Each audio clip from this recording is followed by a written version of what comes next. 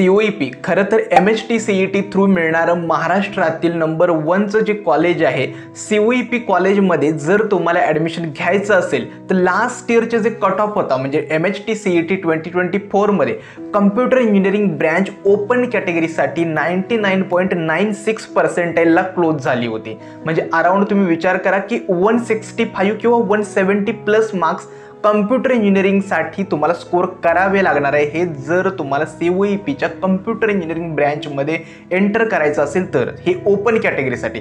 आणि जे लास्टचा जो सगळ्यात मिनिमम कट ऑफ होता तो होता 97.67 जो मेटलर्जी ब्रँचसाठी होता।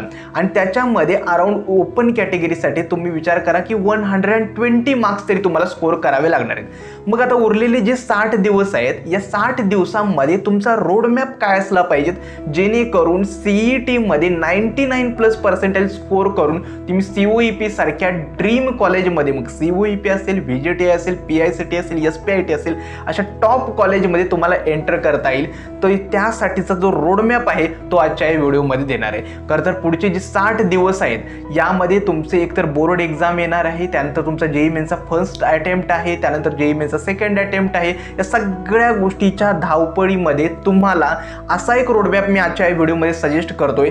तुमचे जे काही क्वेश्चन्स असतात म्हणजे फिजिक्सच्या न्यूमरिकल्स मध्ये असतील की फिजिक्सचे न्यूमरिकल्स व्यवस्थित सॉल्व्ह होत नाहीत, मॅथमॅटिक्स मध्ये कन्सेप्ट क्लिअर आहेत तरी सुद्धा प्रॉब्लेम सॉल्व्ह होत नाहीत, सिलेबस म्हणावं तितका व्यवस्थित कव्हर होत नाहीत, या सगळ्या प्रश्नांची जी उत्तर आहेत ना पुढच्या 10 मिनिटांमध्ये मी तुमच्यासोबत देणार आहे। तर सगळ्यांना नमस्कार आणि मकर संक्रांतीच्या खूप खूप शुभेच्छा। मी संदीप मिलके। आजचा जो व्हिडिओ आहे ना तो खूप महत्त्वाचा आहे, त्यामुळे आजचा जो व्हिडिओ आहे ना तो एंडिंगपर्यंत नक्की बघा, चॅनल लाईक करा, शेअर करा आणि सबस्क्राईब देखील नक्की करा। तर सुरुवात करूया आजच्या या नवीन व्हिडिओला। तुम्हाला एक प्रश्न हा नक्कीच पडत असेल की आता 0 लेवल प्रिपरेशन पासून जर स्टार्ट केलं तर 99+% मिळू शकतात का? लास्ट इयर कितीतरी मुलं अशी होती ज्यांनी बोर्ड एक्झाम नंतर प्रिपरेशन स्टार्ट केली होती आणि त्यामध्ये सुद्धा त्यांनी 95+% आरामात स्कोर केलं होतं। त्यामुळे अशक्य असं काही नाही आहे, तुम्ही व्यवस्थित सगळ्या गोष्टी फॉलो केल्यात आणि एक बेस्ट स्ट्रॅटेजीनं सगळ्या गोष्टी रोडमॅप फॉलो करत गेलात तर नक्की 99+% सुद्धा मिळू शकतात। आता हा रोडमॅप कसा असणार आहे त्याबद्दल मी सांगतो। पहिल्यांदा काय केलंय तर नेक्स्ट जे 60 डेज आहेत म्हणजे काय केलंय तर नेक्स्ट 60 डेजचं जे रोड प्लॅनिंग आहे म्हणजे 60 डेजला मी डिवाइड केलंय आणि कोणत्या टाइम स्लॉटमध्ये काय फॉलो करायचं हे मी तुमच्यासोबत सांगणार आहे। तर आता 60 डेज म्हणजे मी काय केलंय तर मी अराउंड ठरवलं की 18 जानेवारी म्हणजे 18 जानेवारीपासून तो 31 जानेवारी, ठीक आहे, 18 जानेवारी टू 31 जानेवारी हे जे 15 दिवस आहेत, ठीक आहे। तर या दिवसांमध्ये तुमचं प्लॅनिंग काय असलं पाहिजे त्याबद्दल थोडक्यात सांगतो। एक म्हणजे काय, आता तुमचा मॅक्सिमम फोकस हा बोर्ड्सवरती आहे, मग बोर्ड सोबत तुम्हाला CETची थोडी का असे ना प्रिपरेशन करावी लागणार आहे। भले तुम्ही काय करा हा रेशो 80-20 किंवा 70-30 ठेवा, म्हणजे 70% बोर्ड एक्झामचा सिलेबस आणि 30% जो सिलेबस कव्हर करत आहे त्याचे फक्त PYQs एवढंच करायचं आहे। म्हणजेच पहिला स्लॉट असणार आहे 15 दिवसाचा जो 18 जानेवारी टू 31 जानेवारी पर्यंत असणार आहे। याच्यामध्ये आपल्याला बोर्ड्स आणि CET याच्या सोबत तुम्हाला व्यवस्थित अभ्यास करायचा आहे। तुम्ही काय करू शकता, बोर्डची जशी थ्योरी कव्हर करताय ना त्याच्यानंतर फक्त त्या चॅप्टरचे PYQs जरी बघितले ना तरी ते इनफ असणार आहे। दुसरं याच्यामध्ये JEE मेन्सचा सुद्धा अटेम्प्ट असणार आहे, सो त्याची तुम्ही काळजी घ्या की व्यवस्थित तुम्ही तुमचा टाइम मॅनेज करू शकाल। या वेळेमध्ये तुमचं टार्गेट काय असलं पाहिजे तर आपल्या थिअरॉटिकल कन्सेप्ट आहेत त्या क्लिअर असल्या पाहिजेत बोर्ड एक्झामच्या प्रिपरेशन दरम्यान। कारण का जशी आपली बोर्ड एक्झाम संपेल ना त्यानंतर आपण पटकन आपले MCQ प्रॅक्टिसवरती मूव्ह ऑन करू शकतो। त्यामुळे पुढच्या 15 दिवसांचं एकच टार्गेट असलं पाहिजे, जास्तीत जास्त सिलेबस कव्हर आणि आपल्या थिअरॉटिकल कन्सेप्ट्स कव्हर झाले पाहिजेत। त्याच्यानंतर 1 फेब्रुवारी ते 28 फेब्रुवारी यापर्यंतचा वेळ आहे तो मध्ये मी काय करेल तर तुमच्या बोर्ड एक्झाम जेवढ्या असतील ना तेवढ्या तुम्हाला संपवायचे आहेत। व्यवस्थित बोर्ड एक्झाममध्ये सुद्धा चांगला स्कोर करा, कुठेही तुम्हाला एखाद्या सब्जेक्टमध्ये बॅकलॉग वगैरे लागायला नको आहेत, ठीक आहे। बोर्ड एक्झामचे पर्सेंटेज सुद्धा इम्पॉर्टंट आहेत। ज्यावेळी तुम्ही 4th इयरमध्ये प्लेसमेंटसाठी कॉलेज प्लेसमेंटसाठी पार्टिसिपेट करत असतात त्यावेळी वेगवेगळ्या कंपनीज तुम्हाला क्रायटेरिया अप्लाय करतात की 12th मध्ये आम्हाला 65% पेक्षा जास्त असलेली मुलं हवेत वगैरे वगैरे, त्यावेळी प्रॉब्लेम यायला नको। त्यामुळे बोर्ड सुद्धा महत्त्वाचे आहे, ठीक आहे। आता 1 मार्च ते 31 मार्च हा सगळ्यात क्रुशल टाइम असणार आहे, हा 31 दिवसांचा। याच्यामध्ये काय करायचं आहे तर आपला शक्य तेवढा जास्तीत जास्त सिलेबस कव्हर करायचा आहे आणि 11चा सुद्धा पार्ट कव्हर करायचा आहे. आता हा सिलेबस कसा कव्हर करायचा आहे, किती वेळात कोणते चॅप्टर कव्हर करायचे आहेत, किती चॅप्टरला किती वेळ द्यायचा आहे, याच्याबद्दल एक डेडिकेटेड व्हिडिओ बनवेल. हा व्हिडिओ आहे रोडमॅपचा. तो रोडमॅप कसा फॉलो करायचा, कसा स्टार्ट करायचा आहे मी नेक्स्ट स्लाइडमध्ये आणि एका पुढच्या व्हिडिओमध्ये सुद्धा सांगणार आहे. त्याच्यानंतर 1 मार्च ते 31 मार्चमध्ये काय मॅक्सिमम सिलेबस कव्हर करायचा आहे. दुसरा सॉल्व केलेल्या PYQ सिलेबसची PYQ सॉल्व करायचे आहेत. जर PYQ सॉल्व करून जर कॉन्फिडन्स येत नसेल, PYQ वाटत असेल की MCQ अजून सॉल्व करायचे आहेत, तर ॲडिशनल MCQ सुद्धा तुम्हाला सॉल्व करावे लागणार आहेत. या 31 दिवसांमध्ये तुम्ही काय करू शकता तर अल्टरनेट मॉक टेस्ट देऊ शकता. म्हणजे 2 किंवा 3 दिवसातून एक मॉक टेस्ट तुम्ही देऊ शकता आणि तुमचा स्कोर किती येतो हे तुम्ही स्वतः ॲनालाइज करून पुढची मॉक टेस्टवरती मूव्ह करू शकता.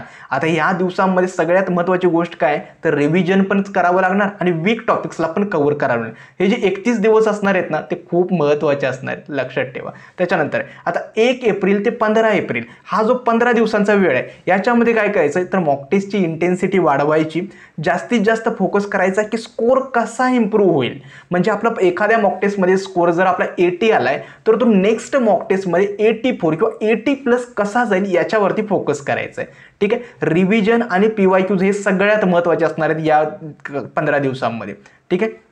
आणि सगळ्यात महत्त्वाचं काय असतं तर एक पेपर अटेम्प्टिंग स्ट्रॅटेजी. या 15 दिवसांमध्ये तुमच्या माइंडला असं ट्रेन करावं लागणार आहे की तुम्हाला पेपर 3 तासामध्ये कसा अटेम्प्ट करायचा आहे. एखादा डिफिकल्ट क्वेश्चन जर तुमच्या समोर आला तर त्याला कसं टॅकल करायची, ही पेपर अटेम्प्टिंग स्ट्रॅटेजी आहे ना ही 15 दिवसांमध्ये तुम्हाला फॉलो करायचा आहे. हा होता 60 डेजचा रोडमॅप. आता 60 डेजच्या या रोडमॅपमध्ये काही मला टिप्स द्यायचे आहेत. पहिलं म्हणजे काय सब्जेक्ट वाईज प्लॅन काय असणार आहे या 60 दिवसांमध्ये तर आपला मॅक्सिमम सिलेबस आपल्याला कव्हर करायचा आहे. आता सेपरेट व्हिडिओ बनवेलच यावरती. तर फिजिक्ससाठी काय असं करायचं आहे तर फिजिक्स थोडं मॉडरेट टू डिफिकल्ट लेवलचं येणार आहे. त्यासाठी तुम्ही काय करा पहिलं आपल्या थिअरॉटिकल कन्सेप्ट आपल्या क्लिअर पाहिजेत.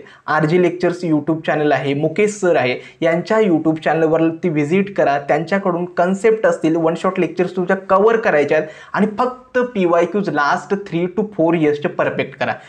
फिजिक्सला इतर MCQ सॉल्व करत बसण्याऐवजी फक्त PYQs वरती जरी फोकस केलं ना इनफ आहे, जास्त काही करायची गरज नाही. आणि फॉर्म्युलेस सगळे आहेत ना ते पाठ असले पाहिजेत कारण का फॉर्म्युलाज तुम्हाला मॅनिप्युलेट करावे लागणार आहे. केमिस्ट्रीला या पुढच्या 60 दिवसांमध्ये केमिस्ट्री इझीच येतं. जास्तीत जास्त केमिस्ट्रीचा सिलेबस आपल्याला कव्हर करायचा आहे कारण का केमिस्ट्रीमध्ये अराउंड 40+ मार्क्स स्कोर करणं खूप इझी आहे. ठीक आहे. केमिस्ट्रीसाठी इझीच येतं. टेक्स्टबुक फॉलो करा.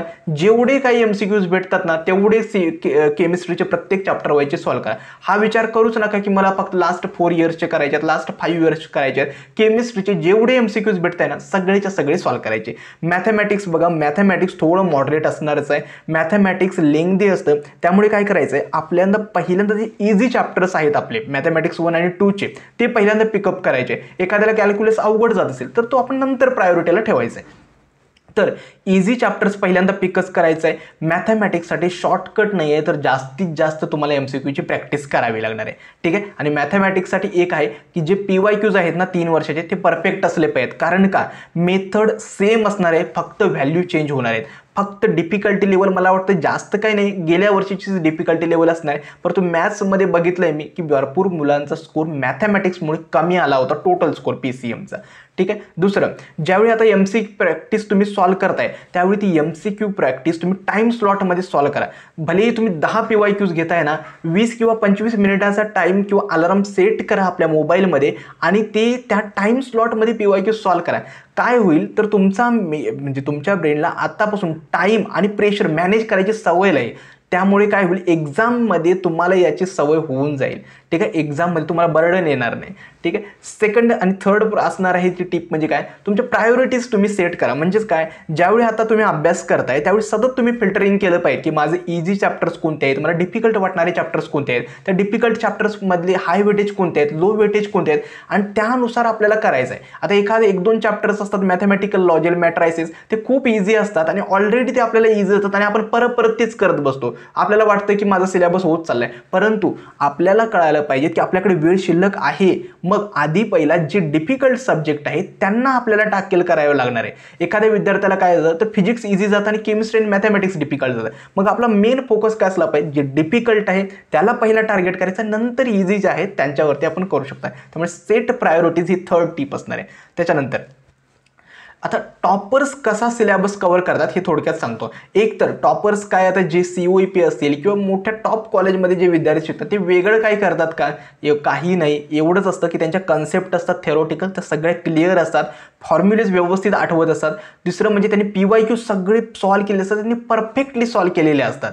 ठीक आहे, असं नाही की आज सॉल्व्ह केले आणि 8 दिवसांनी विचारला तर PYQ सॉल्वच होत नाही. ठीक आहे, तर PYQs परफेक्टली सॉल्व्ह असतात. ॲडिशनली MCQची प्रॅक्टिस केलेली असते, प्रत्येक चॅप्टरची समरी त्यांना माहिती असते आणि रिव्हिजनवरती जास्त फोकस असतो. आता 1 पेज चॅप्टर किंवा समरी हा मी तुम्हाला मागच्या व्हिडिओजमध्ये सुद्धा सांगितलं आहे की जो चॅप्टर कव्हर करताय त्याच्या शॉर्ट नोट फॉर्ममध्ये काय करा तर नोट्स बनवा, जेणेकरून तुमचं रिव्हिजन होईल ना ते खूप सतत होत जाईल. म्हणजे त्या चॅप्टरवरती सगळे फॉर्म्युलेज वगैरे असतील ते लिहून काढा. काय होईल, ज्यावेळी एखादा चॅप्टर आपण 2-4 दिवसांनी रिवाईज करतो, पूर्ण त्याच्या नोट्स 0 लेवलपासून वाचत बसण्याऐवजी आपण त्या शॉर्ट नोट्सतून पटकन ती रिव्हिजन करू शकतो. आता मी काय करेल, पुढच्या काही दिवसात टॉपर्स नोट्स वगैरे जेवढे काही मटेरियल वगैरे मिळेल ना मी तुमच्यासोबत शेअर करेल, जेणेकरून तुम्हाला ते हेल्पफुल होईल. ठीक आहे, आता मॅक्सिमम नंबर ऑफ जो मॉक टेस्ट आहेत, या मॉक टेस्ट काय करेल तर तुम्ही मार्चमध्ये स्टार्ट करा. मॉक टेस्ट मी तुम्हाला प्रोव्हाइड करेल. तुमची प्रिपरेशन आहे म्हणजेच काय तर कमीत कमी वेळामध्ये मॉक टेस्टचा स्कोर कसा इम्प्रूव्ह करायसाठी मी नक्की तुम्हाला एक बेस्ट कंटेंटच्या मॉक टेस्ट अवेलेबल करून देईल. मॉक टेस्टमुळे काय होईल तर 3 तास एकाच ठिकाणी बसून ते 150 क्वेश्चन्स अटेम्प्ट करायची सवय तुम्हाला लागेल आणि स्कोर इम्प्रूव्हमेंटला म्हणजे इम्प्रूव्हमेंटला मदत होईल. आता एखादी मॉक टेस्ट तुम्ही ॲज अटेम्प्ट केली तर नेक्स्ट मॉक टेस्ट अटेम्प्ट करण्याआधी तुम्ही वेल प्रिपेअर्ड राहता की माझी मागच्या मॉक टेस्टमध्ये माझ्या इतक्या चुका झाल्या आहेत, त्या मला इम्प्रूव्ह करायच्या आहेत, त्यासाठी मला कसं प्लॅनिंग करायला पाहिजे, हे मॉक टेस्टमुळे तुमचा स्कोर इम्प्रूव्हमेंट होतो. आणि शेवटचा आणि सगळ्यात महत्त्वाची गोष्ट काय तर रिव्हिजन आणि टाइम टेबल. आता जे 60 दिवस आहेत ना याचं बर्डन घेऊ नका. भलेही आपल्याकडे वेळ कमी शिल्लक असेल, सिलेबस जास्त आहे, परंतु त्या जास्त सिलेबस जर आपला इनकम्प्लीट असेल तर त्याच्यात हाय प्रायोरिटी चॅप्टर्स वगैरे जरी पिकअप केले, ते व्यवस्थित केले ना तरीसुद्धा अराउंड 95% तुम्हाला आरामात मिळू शकतात. ठीक आहे, 95+ जर तुम्ही मिळालं तर पुण्यामध्ये एका बऱ्यापैकी चांगल्या कॉलेजमध्ये, एक चांगल्या ब्रँचमध्ये तुम्ही शिकू शकता. ठीक आहे, त्यामुळे असं नाही की डायरेक्टली 99+ मिळालं म्हणजे COEPमध्ये ॲडमिशन, कारण का गेल्या पॉईंटमध्ये सुद्धा इतका डिफरन्स असतो आणि त्यामुळे रँक असतात ना ते खूप घसरत असतात. ठीक आहे, त्यामुळे आता सध्या तरी पूर्ण फोकस जे आता मी तुम्हाला 5 पॉईंट सांगितले ते सगळे व्यवस्थित लक्षात ठेवा. जो रोडमॅप दिलाय तो फॉलो करा. फोकस बोर्ड्स आणि CET कसा मॅनेज करायचा याच्यावरती मेन टार्गेट ठेवा. थेरोटिकल कन्सेप्ट आणि जास्तीत जास्त सिलेबस कव्हर करा, जेणेकरून जशी बोर्ड एक्झाम संपेल ना आपण पटकन CET वरती शिफ्ट होता येईल. आय होप तुम्हाला या 60 दिवसांचा जो रोडमॅप आहे तो समजला असेल. कोणत्याही नवीन टॉपिकवरती जर व्हिडिओ हवा असेल ना ते देखील मला कमेंट सेक्शनमध्ये कळवा. येणाऱ्या व्हिडिओमध्ये मी त्यावरती नक्की व्हिडिओ बनवेल. आजचा हा व्हिडिओ मी इथेच थांबवतो. धन्यवाद.